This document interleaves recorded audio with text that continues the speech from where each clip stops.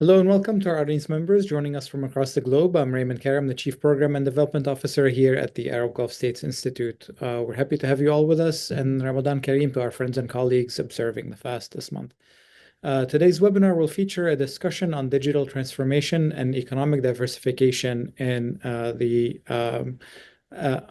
my apologies. Today's discussion will feature a conversation on efforts to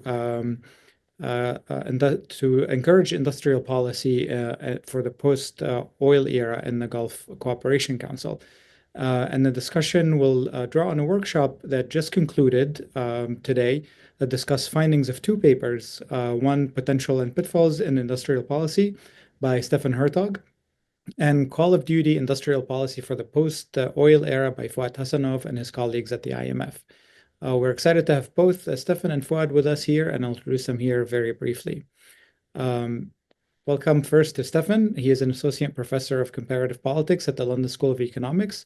His research interests include Gulf and Middle East political economy and public policy. He has undertaken a wide range of public policy work in the Middle East and North Africa region on issues like labor market and migration reform, public sector governance, and industrialization and economic diversification. His book about Saudi state building, Princess Brokers and Bureaucrats, Oil and State in Saudi Arabia was published by Cornell University Press in 2011. Also, a very warm welcome to Fuad Hasanov. He is a senior economist at the International Monetary Fund and an adjunct professor of economics at Georgetown University. He is also an affiliated researcher at the Bennett Institute for Public Policy at the University of Cambridge and a senior research advisor at the University of Oxford's Technology and Industrialization for Development Center. He is the co-editor with Rida Sharif and Minzu of Breaking the Oil Spell, which examines economic diversification in oil exporting countries. And moderating the session today is my colleague Tim Callen. He is a visiting fellow at AGSI. Tim is a former assistant director in the Middle East and Central Asia Department at the IMF and served as the mission chief for Saudi Arabia and as the chief of the Gulf Cooperation Council's Countries Division from 2012 to 2021. He was responsible for the IMF's engagement with the government of Saudi Arabia and for the institution's research and publications on the country. And with that, Tim, over to you. Thank you very much, Raymond, and hello to everybody who's joining us. Let me try and put in a little background and context for today's discussion before I hand over to Steffen and Fuad. So diversification away from oil is on the agenda of all of the Gulf countries. To help achieve this, the vision programs that many of them have announced contain a large dose of industrial policy. And what do we mean by industrial policy? Well, I guess there are various definitions, but really it's when the government seeks to encourage new firms, industries or sectors to develop through interventions such as subsidies, favorable tax treatment, local content rules, and direct investments in those firms, industries or sectors. The most common examples given of where industrial policy has been effective and can work is in Asia. But of course, the countries in Asia, Korea, Japan, Singapore, Taiwan, we're starting from very different starting points from today's Gulf countries. Asian countries at that time were low income, low wage countries, had no real hydrocarbon endowments, and a couple of them were recovering from destructive conflicts that had reduced existing industry to ruins. Then if you look at recent efforts in the US to boost chip manufacturing, clean energy sectors, and onshore more generally manufacturing, these are building on existing industries to a large extent. The Gulf countries, on the other hand, are in quite a different position. They're already generally pretty well off, have high wages, at least for nationals, and generally still abundant resources in the oil or gas sector, which have traditionally skewed incentives towards public sector employment for nationals and non-tradable production for local companies. They often don't have experience with the sectors that they are currently trying to develop. So against this background, there are at least, I think, three questions to ask. The first is whether industrial policies which have been successful elsewhere can work in the Gulf economies today. Second, if they can, how does what has worked in other countries need to be, sort of adjusted and developed for it to work in the Gulf? And thirdly, if you look at the industrial policies being implemented in the Gulf as part of the vision programs, how do they, meet the designs of success that may come from the experience in other countries and regions? So I'm delighted we have both Steffen and Fuad to help us think through these issues. I don't think any of us can promise answers to them, but I think we can promise a good overview and lively debate about both the opportunities that industrial policy can help develop, but also the risks that may be involved. Both Steffen and Fuad have really worked extensively in this area, so I couldn't think of two better panelists to discuss this. So I'm first going to give the floor to Steffen, who will give us a 5 to 10 minute overview of the work he's done in this area, and then pass immediately to Fuad, who will do the same. We'll then open up for questions and answers, and if I can encourage you to enter your Q&As as soon as possible, and I'll endeavour to get to as many of them as possible during the discussion. So without further ado, Steffen, the screen is yours. Very much, Tim, and thanks to AGSIW for organizing the event. So I should mention first that the paper on which I'm basing at least part of my remarks is available online, and it was published together with Strategy End. So I'm not the sole author, and it's called Potential and Pitfalls in Industrial Policy. It's got a particular focus on the Gulf, so if anyone's interested, that's downloadable. There's also a more recent piece with Faris Al-Sulaiman, who I should mention because he is emerging as a very important thinker from within the region, a leading thinker about the political economy of industrialization. And we recently did a little piece together on Project Syndicate about the geoeconomic dimensions of industrial policy in the Gulf. So if you don't want to read a full paper, that's just a short op-ed that's potentially worth looking at. So I'll just give a few very high-level top-line pointers that are meant to stimulate discussion more than giving answers or summarizing the whole paper. So what we've done in that strategy and paper is to essentially distill 7 kind of global lessons about what makes industrial policy successful, based on both successful cases, mostly from East Asia, but also partially actually historically from within the Gulf region, and also what are some of the tripwires that industrializers and late developers have to be aware of, again, based on a range of case studies around the world, particularly oil-rich countries, where in some cases things have gone quite pear-shaped when it came to state-driven industrialization.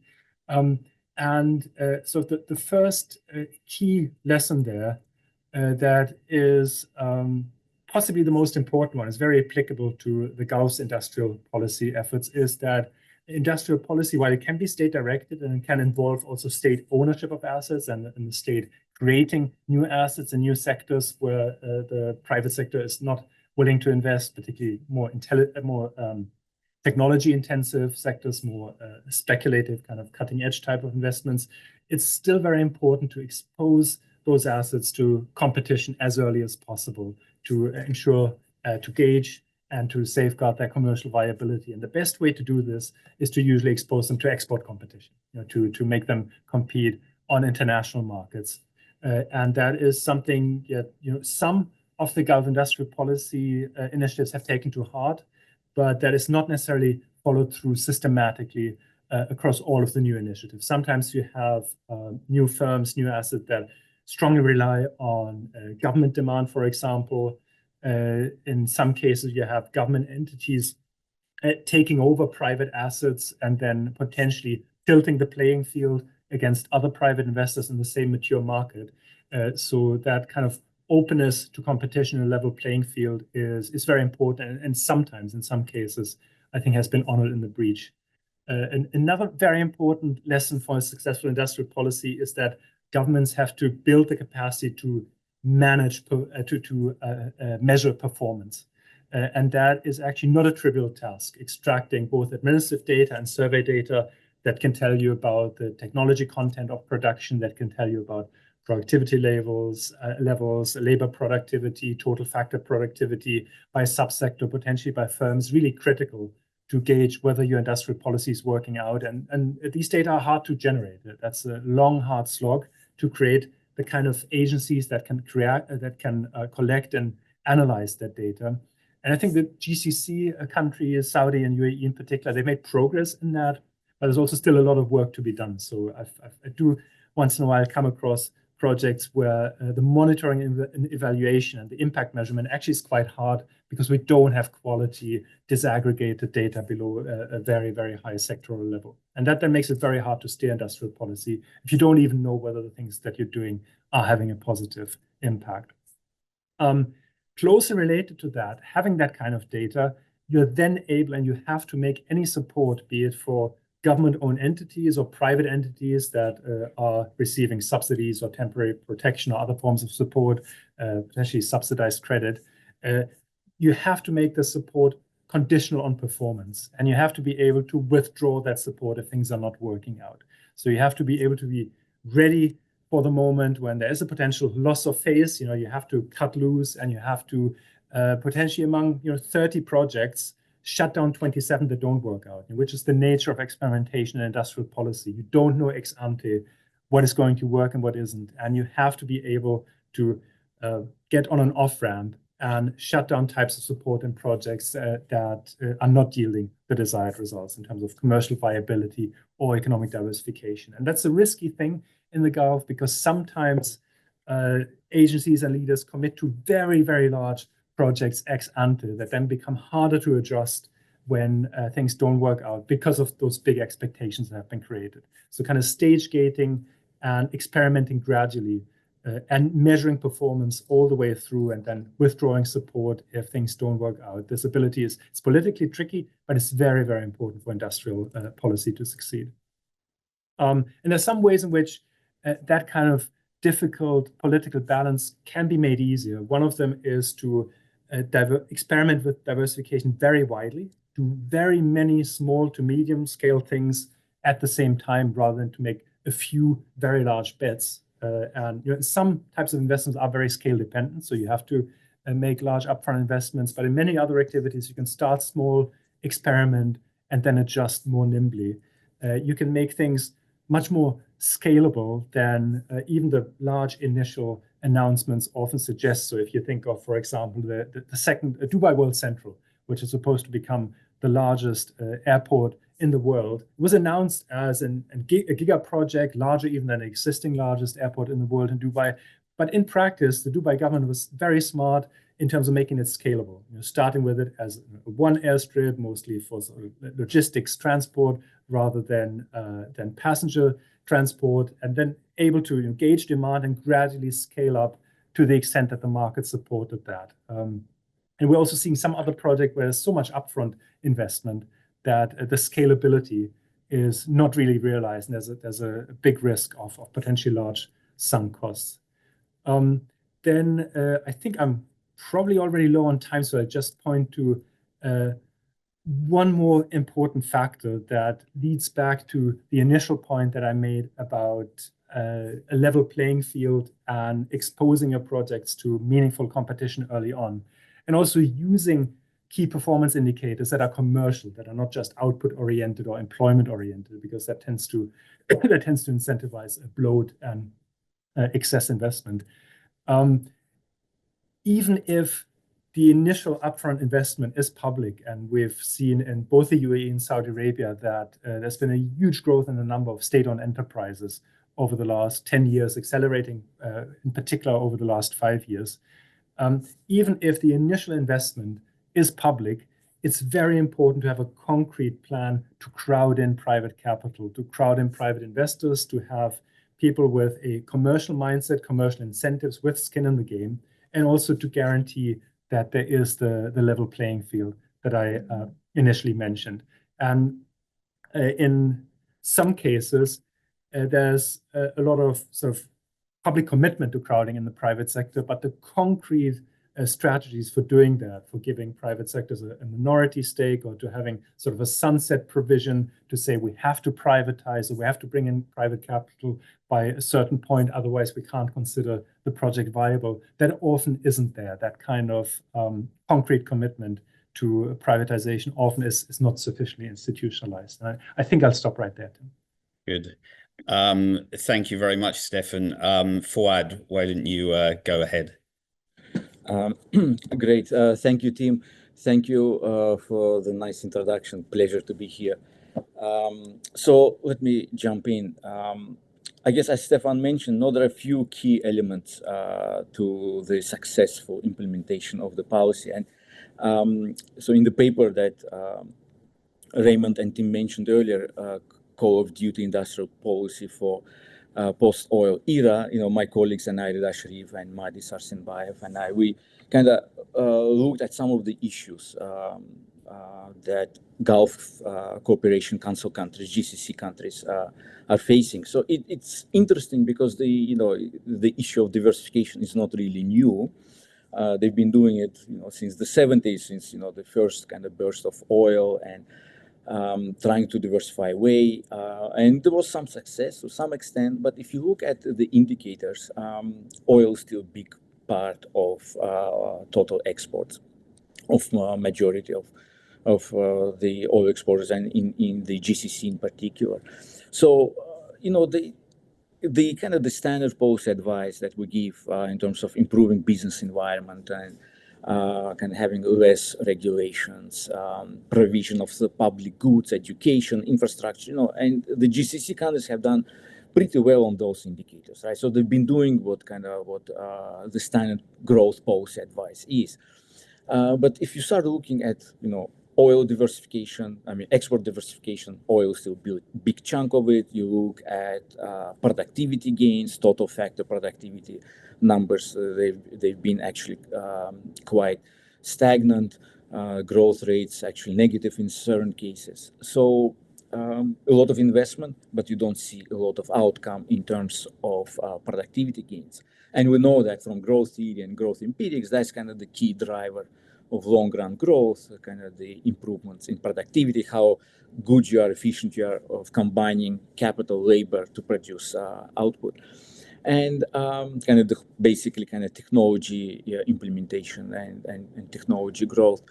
And the question then is, how come? So what is the missing ingredient here? And kind of the book that came out, Breaking the Oil Spell, almost 10 years ago, still relevant today. And both of these are online. They're available on the website, IMF website.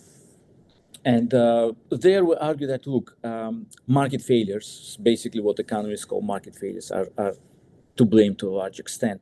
The firms won't go into these risky ventures where the return is uncertain, where the return is kind of very long run, may take decades. So most firms go into more profitable activities, which we see, which are kind of related to real estate projects, tourism projects, finance, these types of things, because it's profitable for firms to do it.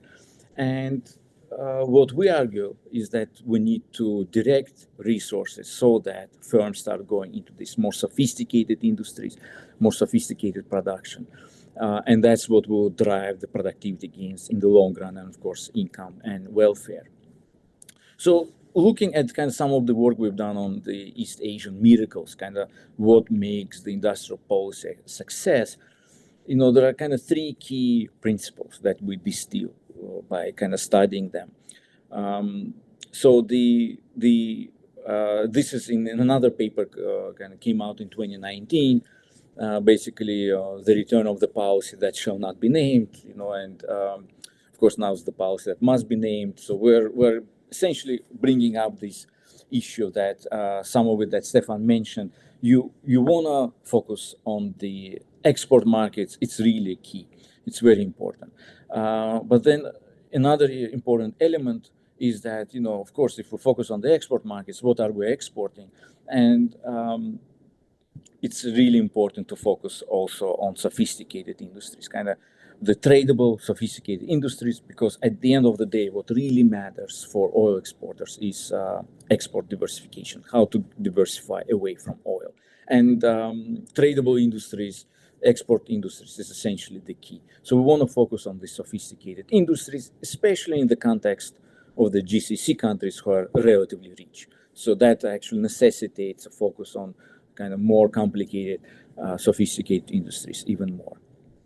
Right, so resources should be directed towards those industries to support those industries. And the third component is competition. So export would give you international competition, but you also need domestic competition because you don't know which firm will succeed, you don't know which firm will make it. So it's really the support of the industry that creates the right dynamic, and then you can actually provide support to different firms, and you can see which ones make it, which ones don't, and then at the end of the day, it's the industry that survives. But this support is not unconditional. It's very important. The important element here is strict accountability. You need to provide yardsticks. Exports is one, some innovation outputs, technology acquisition, technology development will be another. How do you create enough conditions such that you can measure them by, and you can see if certain firms deserve more or certain firms actually deserve less. And that's how you can reorient the support toward more productive, more successful firms, and that's how the resources will move toward the right ones. And eventually the industry will scale up and become competitive, right? And that's when the support could be withdrawn at some point, because then the industry is basically can survive on its own. Right? So these are kind of three key elements that we distill by looking at the successes from Korea, Singapore, and other countries in East Asia. So in the case of the GCC countries, the question will become, how do you think about these principles that Steffen mentioned, that we studied, and how you can put it into the right context, and how can you drive the development of sophisticated tradable industries with a focus on global markets, but also providing the right accountability framework so that the support is not unconditional. And figuring out which sectors to support is really a million-dollar question. Thank you. Good. Thank you, Fuad. So I think as a good indication of the interest in this topic, we've already got 7 questions in online, which I think at this stage is a record for any of these events I've hosted. So I'm going to pretty well jump straight into the questions and maybe add questions I wanted to ask around those questions that have come in from the audience. So the first one is a general question, maybe I'm going to put to both of you. And it says, one of the key barriers to building globally competitive industries in the Gulf is the high wages versus lower productivity, especially of nationals.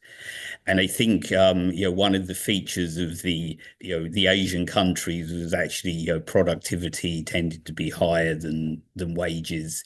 And I wanted to add to this question as well, the role of the exchange rate, where Asia has, in the development phase, had certainly run, I think, undervalued real exchange rates in general, whereas the Gulf countries, are probably more either in line or maybe somewhat overvalued relative to fundamentals, I think, in terms of the real exchange rate. So is it realistic to think of, deriving new export-oriented industries where you have this wage productivity issue and no advantage from a competitive exchange rate? I don't know, Steffen, if you want to take a first stab at that, and then same question to Fuad. Sure, yeah, happy to. So I think, Tim, you put your finger right on it, that in East Asia, cheap labor and actually exploitation of the national labor force in Taiwan and South Korea was a key initial ingredient for industrialization. That's not an option with the national labor force in the GCC, which sort of has middle class income expectations. But that being said, if you look at the trend across GCC labor markets, UAE in particular, Saudi Arabia in the last 10 years, the movement has been positive in the sense that the leaderships, even the UAE, which is not that well known, have drastically downscaled public sector hiring. So the old social contract under which certainly male citizens could get a relatively low quality degree from a local university, then put themselves on a waiting list for a bureaucratic job.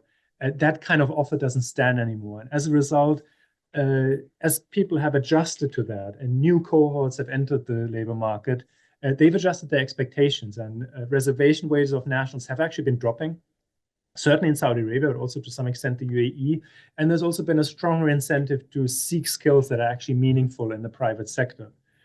Now, I think we're still at the beginning of that kind of process, but the general direction of travel, I think, is positive in terms of reasonable wages, in some cases actually wages that are, I think, socially problematic because they're too low for people to start a family or acquire property. So the government has to think about kind of complementary welfare tools there potentially. But from a productivity and competitiveness perspective, or unit labor cost perspective, that is positive. And I also think that both soft skills and hard skills are improving because there's a much different incentive environment now where you have to find a private sector job to be productive.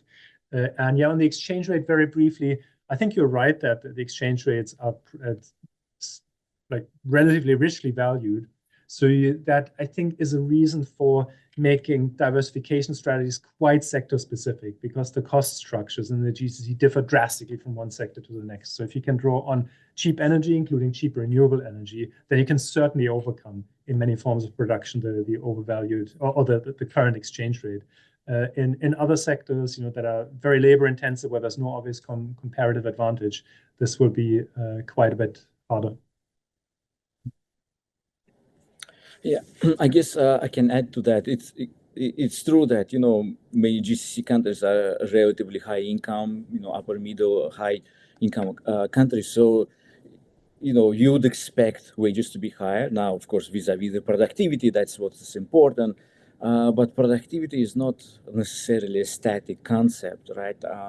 So a lot of things need to be done to improve it, and it's possible through training, different initiatives and so on, which have been ongoing, but a lot of these initiatives would also be sector dependent. So it kind of comes back to the issue I've raised earlier, what kind of sectors we want to pick, to help develop. And this probably would be some sort of high-end sector, sophisticated, advanced manufacturing, sophisticated services, where you would expect higher wages, but probably will need a lot of support to improve productivity, improve efficiency, and so on. And that would come through training, the right skills training, the right infrastructure, and so on. So in that sense, it's it will kind of eliminate certain sectors that probably many nationals wouldn't work in because of low wages that these sectors would command, where you actually compete mostly on price. But then at the same time, you can go into more sophisticated industries where competition is not just price, but also quality,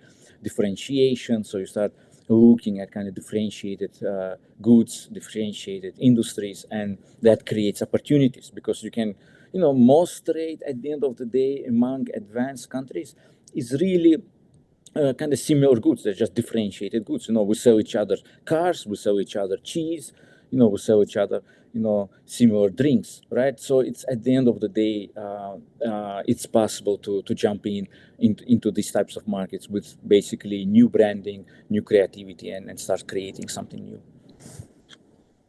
I'm going to ask another question to you both. I think this is also another very good question. It says, as relatively wealthy but small economies, how should Gulf industrial policy ensure alignment between GCC members and broader regional investments like IMEC or Iraq-Turkey trade corridor? Sometimes it seems like industrial policy in each of the Gulf states reflects a series of individual but potentially redundant efforts. And I guess this goes to, whether coordination is needed across the Gulf countries, given many are aiming for very similar sectors to try and expand into. So maybe this time I'll ask Fuad to go first, and then for Steffen to follow up. Sure. No, I think it's a great question. That's right. I mean, at the end of the day, you have relatively small open economies in the Gulf. Saudi Arabia is the biggest country. Others are much smaller. So you cannot kind of replicate exactly same strategy because, whether it's a financial center or a logistics center, there are only so many you can have within certain amount of, distance of each other. So coordination is actually key. And especially when it comes to the sophisticated industries, let's say auto industry, where you need scale. So small countries is going to be, for small countries, going to be much harder to create their own industries in the auto sector, like building car. But at the same time, they can be part of the supply chain to a bigger, production in the region, right? So I think, but for that, you need coordination. So it's important to kind of come to some sort of agreement where, which industries want to develop as the region and how we can create the right instruments to get the right firms, and then, let firms, compete, among each other and see how it emerges. Yeah, so I do think it's, again, quite sector specific in the sense that there are some markets, some sectors in which there is a clear zero-sum logic. You can probably have only one world-scale financial hub in the region. The competition for an aviation hub is largely zero-sum. The competition for being a regional kind of logistics and business hub for where international companies set up their regional headquarters, that is largely zero-sum. But there are other sectors in which specific countries have specific competitive niches that really give them a distinct sectoral profile. If you think of religious tourism in Saudi Arabia, which has become quite important, even in the balance of payments these days, as a service export. And there are also other markets or products where the potential demand is really global. So if there should be a real breakthrough on green hydrogen, for example, and that should become the default fuel for operating hard-to-abate industrial sectors, that'll be very large demand globally, and the GCC will be very well positioned in terms of its energy costs and infrastructure. So I think there could be a lot of that happening in parallel, and there could even be quite a bit of learning from each other. As different markets, different firms experiment, there could be sort of a positive sum game of figuring out the most effective business models. But on those kind of more zero-sum type sectors, I think there is a real need for coordination. And there is probably too many parallel efforts, some of which are bound to fail because the aggregate supply of these services and of those infrastructure is going to be above what the region can accommodate. Good. Steffen, a question for you, directed to you. Says, Professor Hertog, you don't seem to put emphasis on the continued weakness of the institutional frameworks throughout the Gulf, although there have been significant efforts at reform in this area. Could you please comment further? Yeah, that's a good question. And I think the answer to that is pretty complex because I think there has been quite a bit of institutional upgrading in some of the core economic agencies in some of the countries. If you look at, for example, the Saudi Ministry of Finance is a much more higher capacity agency that deals with data much better, has much more of a medium-term planning capacity. But at the same time, because of the huge number of new initiatives, the institutional landscape in Saudi in particular has also become very, very complex. So by one reckoning, the number of government organizations since the beginning of Vision 2030 in 2016 has increased from 200 to 600. So the demand for coordination across those institutions is much higher, and you need much more institutional capacity to deliver that kind of coordination.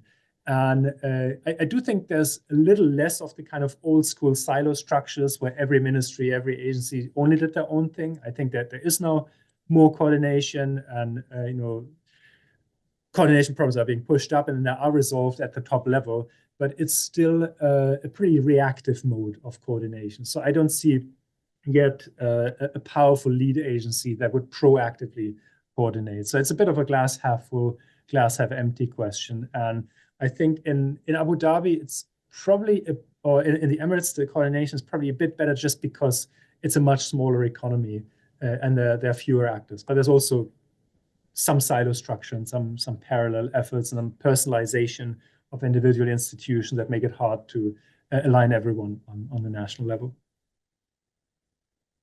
So I guess what you're saying, Steffen, and I think Fuad was basically making the same point here. What you really need is a clear, strong, dedicated lead agency that is going to be able to work across the rest of government and be able to direct the relative line ministries in the bits that they need to do towards the overall. Exactly, and it needs to be more than just a line agency. It needs to be above the line agencies, like historically the Economic Planning Board in South Korea.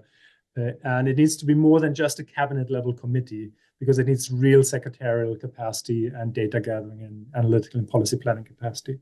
Yeah. Okay, Fuad, I have a question for you. The non-oil exports is probably what should be emphasized in the Gulf, but this means knowledge-based industries and fairly high productivity, which both continue to be challenging. Could you comment further on this area, please? That's right. You see, at the end of the day, I think the sole objective of oil exporting countries should be how to diversify away from oil exports, because if we believe the energy transition that it's on the way, we can argue about the timing when it's going to happen, but it's happening. Oil prices will eventually fall because most of the road transport probably will be electrified, and this is at least about half of the total oil global demand. So once you start looking at this, whether it's 10 years, 20 years down the line, there's not really much time, because to build these types of industries, sophisticated industries, especially for the GCC countries that actually are relatively rich, meaning that they have to be engaged in these types of activities, that takes time, right? So for Korea to build its auto industry, it took them a couple of decades, at minimum 2-3 decades to reach where they managed to get to. So this is really the key: non-oil exports, sophistication, and it takes a lot of time to build it, and you have to basically redirect all your tools, policy tools, of kind of trying to figure out if we want to build this auto industry regionally with the suppliers. It doesn't have to be everything, but at least a big chunk of it. So what do we need? What are the binding constraints? What skills do we need? What infrastructure we need? What legal infrastructure we need, right? I mean, all these things would require a lot of coordination within the governments and probably across the governments, right? And you need probably this leading agency, to drive that change. And then you may have some sort of high-level council on a higher level where things could be assessed across different parts of agencies and across different regions. And Fuad, don't mute your mic yet, because I'm going to direct this question to you. Sure. So how can Gulf countries strike a balance between state-driven industrial policy and private sector-led growth to avoid inefficiencies and rent-seeking behavior? And I think maybe just to add to that, I think the experience in a number of Asian countries was, while there was a government hand there was a lot of private sector activity in many of the sectors, whereas in the Gulf, it seems, as Steffen's outlined, a lot of SOEs, a lot of new companies being developed by state-led actors. So how do you get that balance right? Well, Tim, you hit it on the head. It's exactly that, right? It's not the state driving everything, development, production, like in some sort of SOE form. It's really about the state kind of leading change, providing the right tools and framework and infrastructure, and then basically getting the private firms to start producing, competing, and so on. It's not necessarily SOEs. Probably in many cases it shouldn't be SOEs, right? So I think this is important, and that's what made the Asian miracles the miracles, because they actually it wasn't the state that was actually doing it. It was these big, large firms, who were competing with each other domestically. They were competing globally with everybody else, but they were private firms, run by large conglomerates, and eventually they've morphed from being simple importers or producers of food, like Samsung and Hyundai, which was basically a construction company, and then they morphed into these huge conglomerates building ships, cars, electronics, and so on, right? So it's very important for the private sector to be part of it. Good.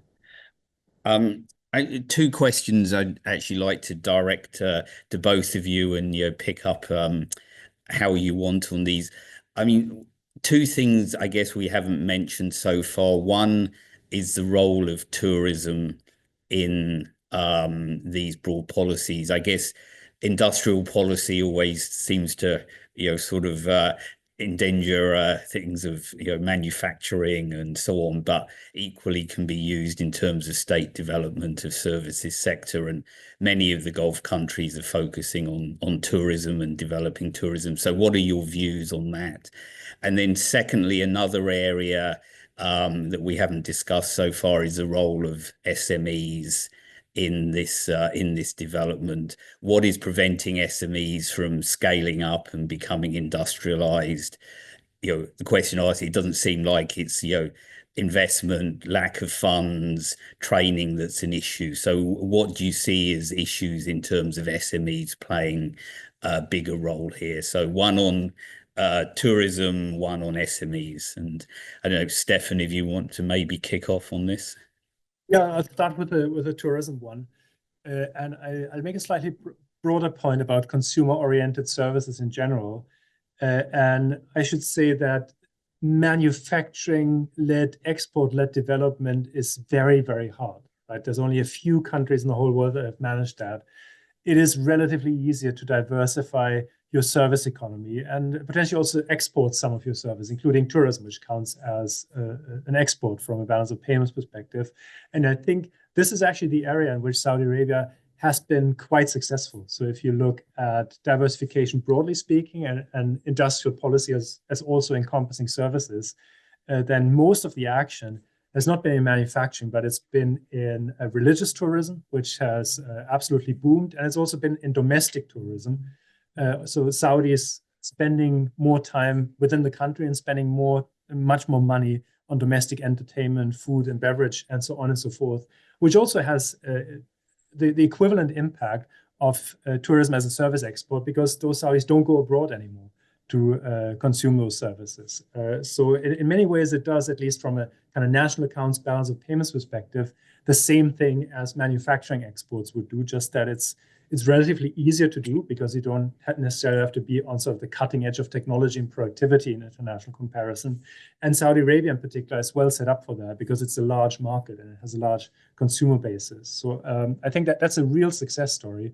And some of this has been because of industrial policies, even the social liberalization that have happened post 2016. I think to some extent you can think of them as sort of debottlenecking the economy, as almost an industrial policy that facilitated certain entertainment activities in particular from happening domestically.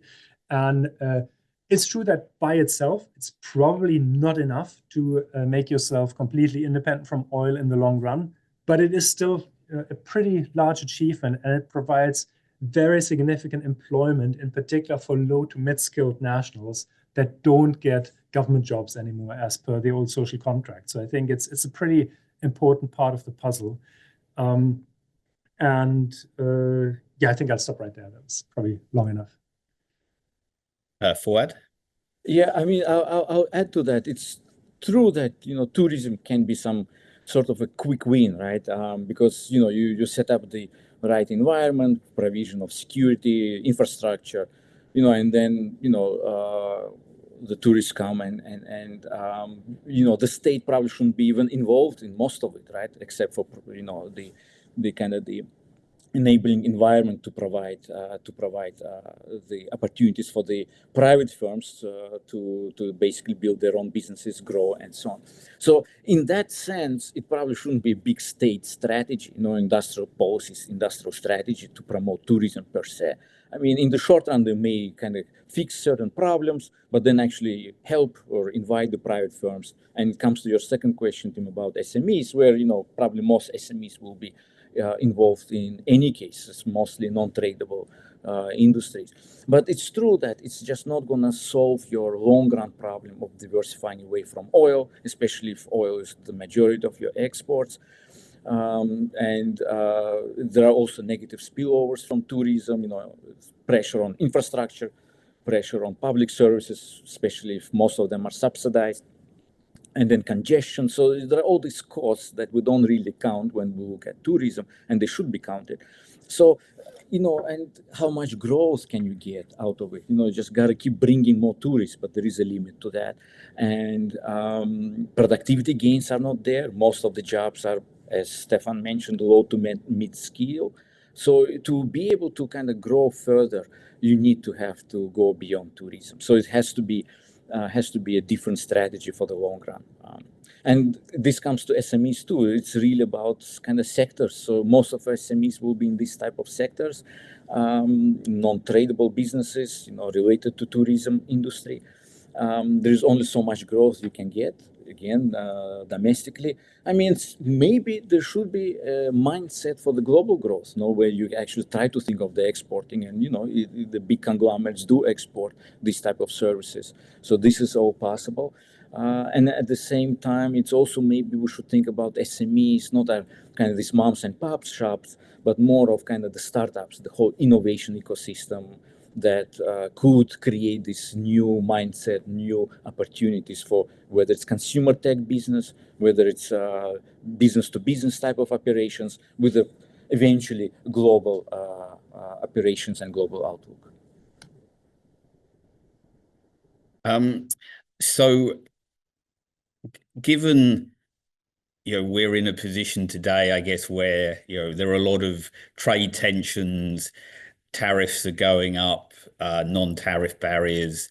You know, I guess we're talking about export-oriented policies as a way of growth in the Gulf, but, you know, with you know, the geopolitical, geoeconomic fragmentation that's going on, is this a policy that is likely to work going forward, given the environment in a global sense for trade is now much less friendly than it was in the 80s, 90s, when some of the Asian tigers were growing strongly?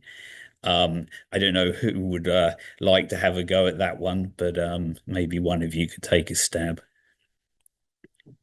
Well, perhaps I can start. So I think it definitely creates uncertainty for countries that want to break into new export markets with new products. But I think for a comparatively autonomous middle power like the UAE or Saudi Arabia or some of the other GCC countries, it can also create opportunities, because geoeconomic fragmentation means, for example, that China is going to be locked out of, or will at least be subject to quite high tariffs in some important markets. So it could well be that if the commercial diplomacy cards are played right, Gulf economies could get much better access, more preferential access to some markets that, because of concerns about Chinese dumping and subsidies, have been walled off to China. So I think, I mean, it becomes a more political question there as to how this can be negotiated and institutionalized in the long run.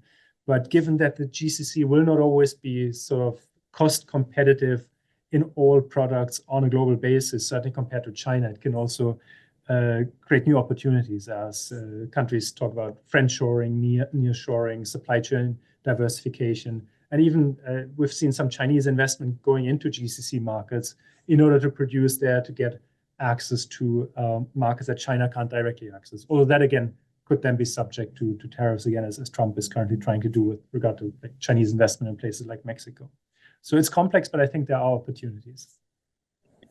I mean, indeed, there are always opportunities, right? I mean, in the 60s, 70s, when Asian miracles were growing, I mean, it was Cold War, so, you know, they had access to the Western market, so it helped them for sure. But now you have a big chunk of the world which is richer than then.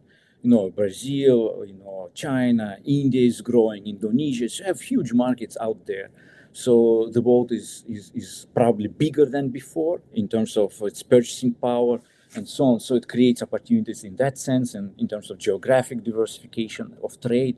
But there's actually even more kind of bigger reason to think of that it's not necessarily a zero-sum game, because when you sell products, you're not necessarily selling homogeneous goods where you have to compete with everybody else because the good is exactly the same. So at the end of the day, you have a price competition. You're really competing on heterogeneous goods, brands. So it's not necessarily the size of the market, it's the scope. You actually can increase the scope of the market. You can produce new goods, different goods, and actually provide it to different parts of the world, right? So there are opportunities on both ends. Okay, so I'm going to turn to a question on local content requirements, which maybe I will direct at you, Fuad, and then one on GCC labour markets, which Steffen has written a lot on. So on local content, what role can local content requirements play? In Saudi in 2024, there were a number of announcements about increased procurement locally. There is a lot of focus in this. And can it help start building involvement in supply chains in a meaningful way? Let me just ask the Labour one as well to Steffen, and then I'll come back to you, Fuad. The Labour market one is the national labour force, national workforce is underproductive for most jobs in the Gulf, except managerial jobs.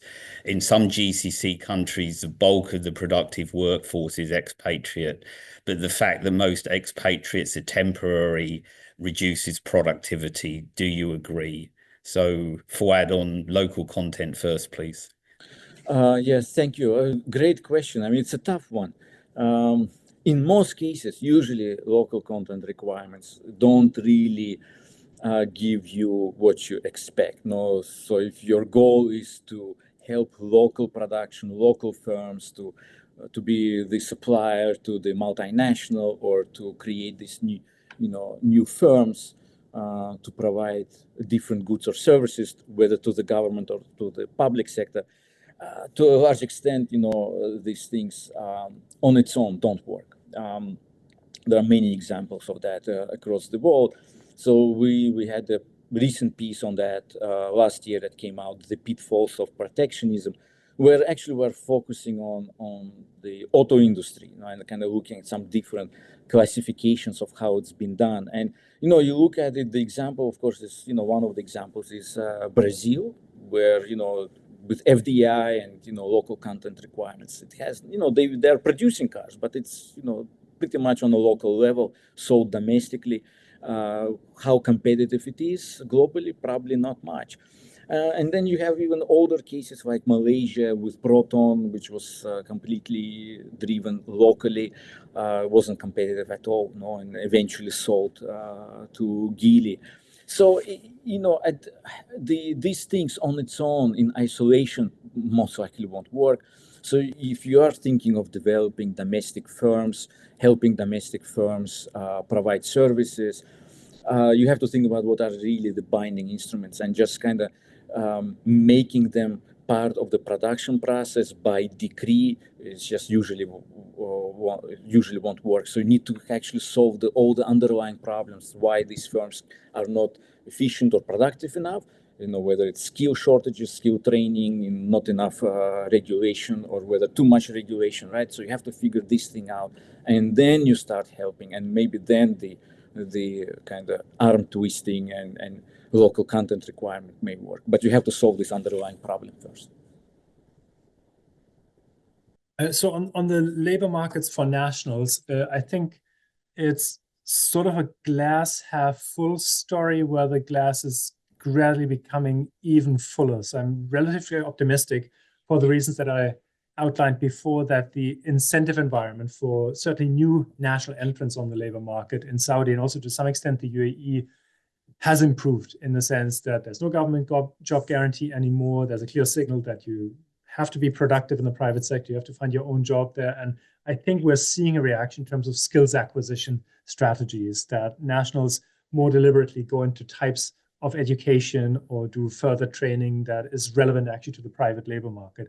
While at the same time, the reservation wages of nationals, certainly in Saudi, have gone down. So I think you've both got increasing productivity and, at least until recently, decreasing wages. There's still some way to go, but it's certainly a much easier labor market to find productive nationals in than it was 10 years ago.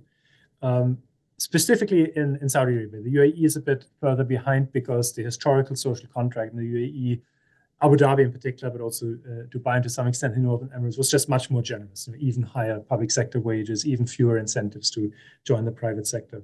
And now, as far as expats and their sort of temporary nature is concerned, I think we have the opposite picture, where the UAE is really quite far ahead in that it has created new avenues for foreigners, certainly skilled foreigners and higher income foreigners, to set up shop quasi-permanently in the UAE, to get those golden visas, to bring their families there, to acquire property, and then to be long-term participants on the local labor market that are not subject to the sponsorship regime, so they can freely move between companies. Labor market matching is more efficient.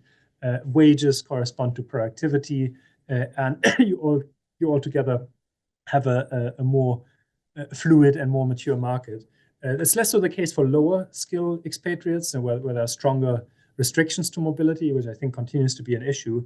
And Saudi Arabia has been moving into the same direction, but much more cautiously. So they have something similar to this golden visa regime, but they've been given out much more selectively, and mobility constraints, particularly for low to mid-skilled expats, are still much more severe. And that creates all sorts of efficiency issues. It undermines incentives to seek skills, because if you can't switch to a new employer when you want to, why would you want to become more productive or acquire skills? Or you can't even negotiate effectively over your salary if you don't have a credible exit option.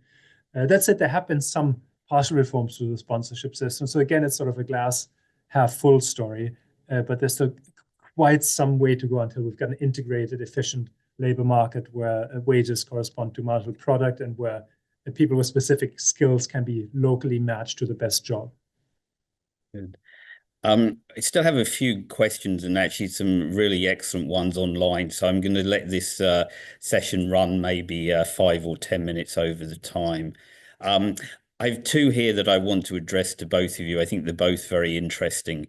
So the first is, a point not mentioned is the need of industrial policy in guiding industries in decline in the region, particularly oil, gas, and certain heavy industries. And I think clearly on the heavy industry side, questions as energy prices move up domestically, how you deal with these sectors that have grown up on the basis of cheap energy. And then the second question is about geographic location, and it says you need to be cautious in terms of copying the industrial policy from Japan and Korea because of the geographic location. Take the auto industry. They were both successful to build the auto industry because there was no existing auto manufacturing in the region. In the GCC region, that's not the case because the location is too close to existing auto producers in Europe and in Asia. So any comments on that side? Maybe, Steffen, I could ask you to go first on either of those you'd like to comment on, and then on to Fuad.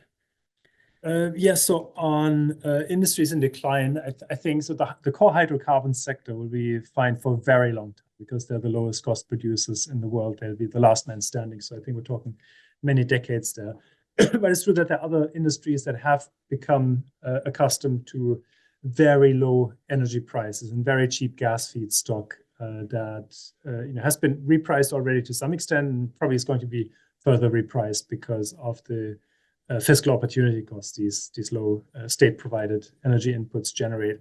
And I'm not sure I got a really good answer for that, other than that the transition has to be gradual. So you don't want to kill those industries overnight, and the adjustment has to be very predictable. So they ideally should know what the price is going to be 5 or 10 years down the line. And some of those can perhaps be configured as greener energy-intensive industries because of the very low energy cost of renewable energy. But others say some forms of agro-industry that are very, very water and electricity intensive, that they might have to be actually scaled down to some extent because they're not environmentally or even fiscally in terms of opportunity costs sustainable. Fuad? Yeah, I guess adding to that point, it's the question is, what is the state's objective, right? I mean, are they thinking of winding them down or not? I mean, are they, in 50 years? I mean, it's probably not going to be done now anyway. So the question really becomes of, how do we deal with these big oil-related industries? And while of course at the same time the demand is there, the supply probably will be there as well. So I think the focus probably should be more on how do we go away from this, and then other industries probably will be in decline as market demand falls. Right now, important component here is that you don't want this thing to happen abruptly. So if oil price falls abruptly, then you have a problem. So you want to make sure that, of course, you have this non-oil exports rolling in before this whole decline of the oil industry and oil-related industries happen. So at least in terms of price components, so not necessarily production, but definitely price part. Right. So it's probably focus should be more on diversifying away, and then kind of trying to see where the trends are, and then seeing if you can handle how whether you should drill more or not, because this is another issue. And then the other issue is fiscal issue of subsidies. So there are a lot of other kind of related issues beyond kind of the growth angle that one, as a policymaker, has to think about. And I think the question on kind of proximity. I mean, I'm not sure that, if anything is close to you, that you won't be able to compete. I mean, Chinese started competing, although there was already industries being built in China, definitely on electric cars, and they had joint ventures in gas cars. So I think, the argument here should be more on, yes, you have to compete, but so were the East Asians when they had to compete with Japanese cars and American cars, which was also pretty hard at the time. So, I think it's all possible, but one has to have this long-term view and continuity, right? You need to have this continuity to be able to achieve it. It cannot be done in 1 or 2 years, even 5. Yeah, on the automotive, I mean, there are sort of southern Mediterranean countries that have broken into the sector as OEM suppliers for European producers, like Morocco and Turkey, quite successfly. So it's not impossible to join existing value chains if there's existing production structures in the region. And I agree with Fuad that in terms of automotive market, I think the cost of transport of high value good like automotive is relatively small as a share of the final cost. So let me ask 2 final questions to you, and then we'll wrap up. So maybe Steffen, I direct this one to you. The Gulf continues to exhibit fiscal inefficiency, regulatory capture, interlocking directorates, and allocative inefficiencies. How does this risk derailing progress with industrial policies? And then the one to Fuad is about what role critical mineral supply chains can play in terms of diversification. And of course, Steffen, if you want to chip in on this as well. Do you anticipate Gulf countries pushing even more into critical minerals sector as they look, for instance, to diversify into renewables? And will collaborating with countries in Africa be important in doing this? So, Steffen, maybe first. Yeah, so that's a very big one. So on the fiscal inefficiencies, I'd say that I mean, government spending is not hyper efficient, but in the kind of more forward-leaning Gulf countries, it has become relatively more efficient. So as a proportion of total spending in Saudi Arabia, less goes into salaries, for example, and a bloated bureaucracy. Subsidy spending, or the sort of shadow spending on subsidies, is down, relatively speaking. So I think the general direction of travel is positive. There's more spending going into capex, or also into more modern forms of training. and education. Now, regarding sort of conflicts of interest in interlocking directorates, I think there is an issue in that a lot of the owners and operators of key strategic public industry assets tend to kind of regulate themselves, or are only very lightly regulated by independent agencies or higher level parts of government. So I think there is a potential issue of some very large, powerful entities kind of grading their own homework when it comes to setting KPIs and measuring those KPIs. And I think that brings us back to the point that Tim usefully raised, that it would be very useful to have a really powerful, bureaucratically capable, analytically capable lead agency to create that independent kind of accountability. Fuad? So I guess, the question was, the second question was the role of critical minerals in diversification. It's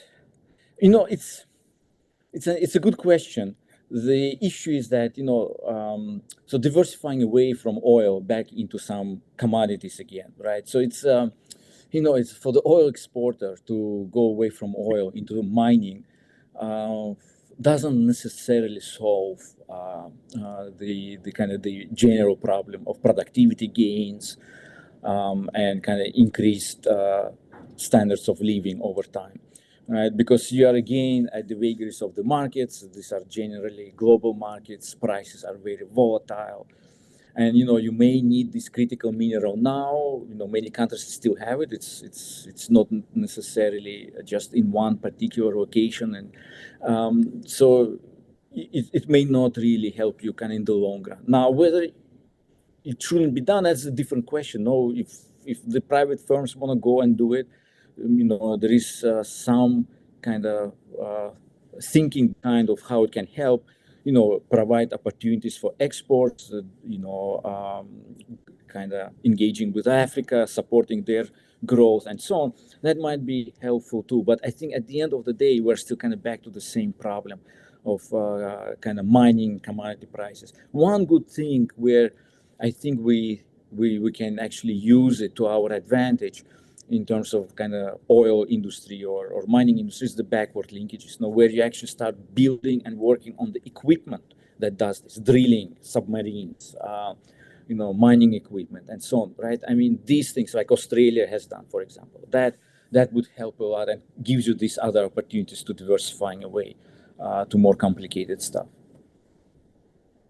So maybe I could ask you both, just in a way of wrapping up, one thing that you think is going very well in terms of the industrial policy in the Gulf, and one thing, if you were advising the government at this stage, that one thing that you would recommend they change to increase the chances of success. And apologies for sort of putting this on you at the last moment, but I think it would be a nice way of wrapping up for the audience, and we still have, which is a sign, I think, of how good the discussion's been, still quite a substantial audience online. So maybe Steffen, I'll ask you first, give Fuad a little bit more time to think, and then come back to him.